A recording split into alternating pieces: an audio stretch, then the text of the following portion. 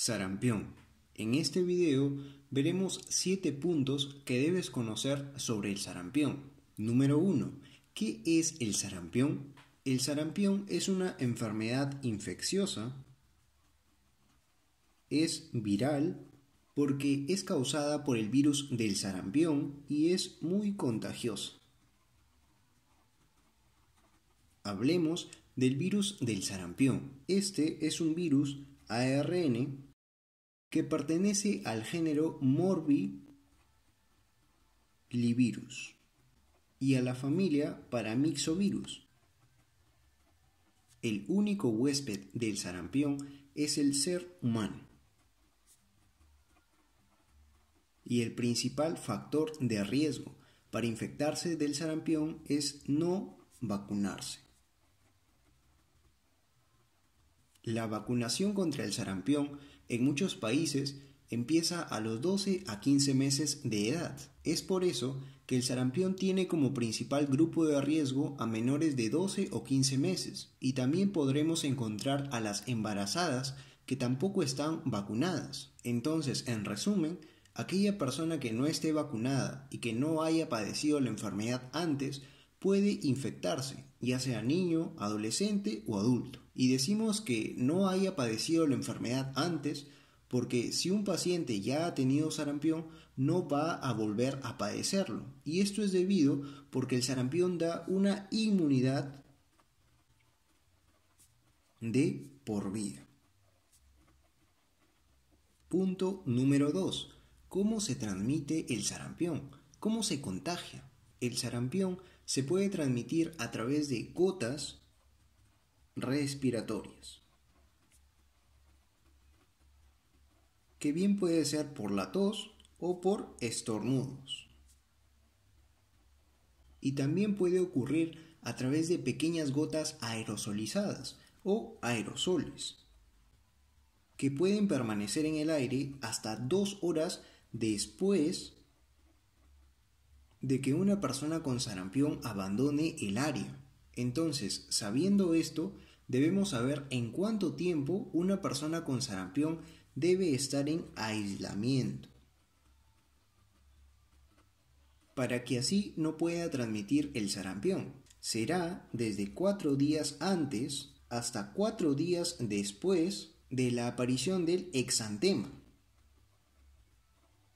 A continuación, ya hablaremos del exantema en la clínica. Entonces, el aislamiento debe ser desde 4 días antes hasta 4 días después del exantema.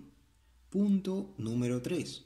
Signos y síntomas. Hablemos de las manifestaciones clínicas. En la clínica del sarampión encontraremos 4 fases. La fase número 1 es la fase del periodo de incubación. Es decir, en cuánto tiempo aparecen los síntomas después que la persona ya esté infectada. Será de unos 8 a 12 días. Estos 8 a 12 días vienen a ser en promedio, porque pueden llegar desde 7 a 21 días. La fase número 2 es el periodo prodrómico, o también llamado catarral. Este periodo dura de unos 3 a 5 días. Y pregunta de examen, este periodo es el periodo de máxima contagiosidad. Aquí también aparece el primer signo del sarampión, que es la fiebre alta. Ojo, también pregunta de examen. También encontraremos una tos seca, rinitis, conjuntivitis y fotofobia. Luego de unos 2 a 3 días, en esta misma fase aparece el enantema. Se le llama así porque aparece dentro de la boca, en la mucosa bucal. ¿Qué aparece? Aparecen unas manchas blancas azuladas con un fondo rojo brillante. Estas manchas son llamadas manchas de Koplik, que aparecen en el 50-80% de los casos, pero que es patognomónico del sarampión y tiene una duración de unas 12 a 24 horas. Una vez que van desapareciendo, aparece el exantema que mencionamos anteriormente, y aquí viene la tercera fase, o fase exantemática. Tiene una duración de unos 5 a 6 días. El exantema aparece por la respuesta inmunitaria de tipo celular del paciente. Este exantema es máculo-papular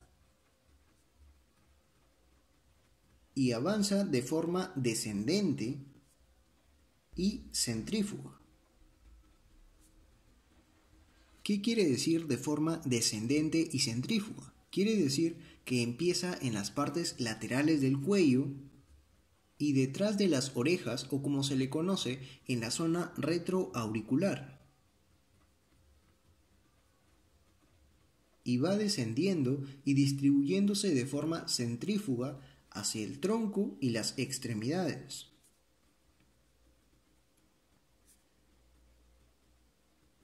Hasta llegar hasta las palmas de las manos y las plantas de los pies. Y llegamos a la cuarta o última fase, llamada fase de recuperación,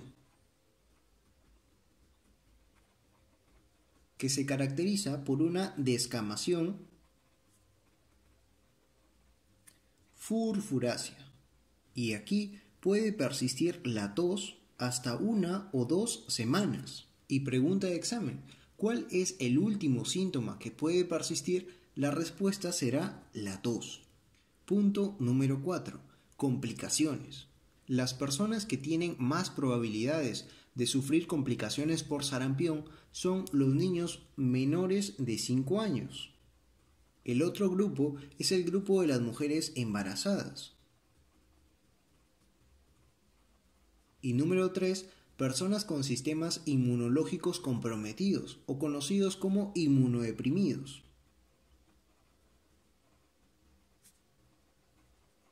Como puede ser, por ejemplo, el caso de leucemia o por una infección por VIH.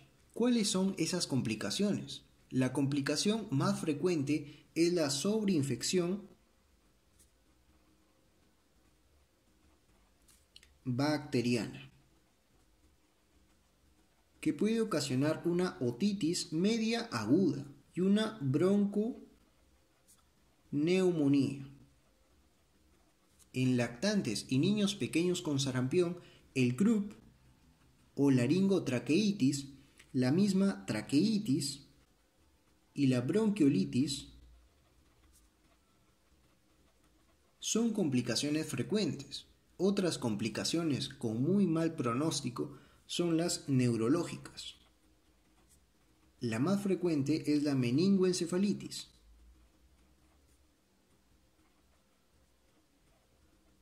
La más característica es la panencefalitis esclerosante subaguda de Dawson, que es una complicación tardía, ojo. Y otra complicación puede ser una encefalitis aguda diseminada. Punto número 5. Diagnóstico. El diagnóstico se realiza con la clínica. Si existe alguna duda o por motivo epidemiológico, se confirma con reacción en cadena de polimerasa con transcriptasa reversa o RT-PCR o por serología. Ahora pasamos al punto número 6. Tratamiento. No existe un tratamiento específico para el sarampión. El tratamiento es sintomático. ¿Qué significa? Significa que el tratamiento será según los síntomas que presente el paciente. Recordemos también el aislamiento y también la importancia de la vitamina A, que ya lo explicaremos más a detalle en los siguientes videos. Y punto número 7, la prevención.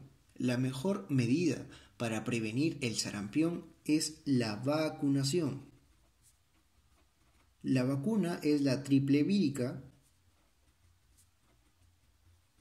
que no solo es sarampión como su nombre lo dice, sino también está combinada con rubiola y parotiditis. Recuerda que es una vacuna de virus vivos atenuados y que suele aplicarse la primera dosis a los 12 y 15 meses de edad y una segunda dosis a los 4 a 6 años de edad. Pero esto puede variar dependiendo del país donde te encuentres. En unos próximos videos seguiremos detallando sobre por qué las vacunas contra el sarampión todavía siguen siendo protectoras a escala mundial. También hablando un poco más sobre la clínica del sarampión, sus complicaciones, el tratamiento y sobre quiénes pueden recibir la vacuna, cuándo pueden hacerlo y quiénes pueden no recibirla. Y así es como culminamos con este resumen sobre el sarampión.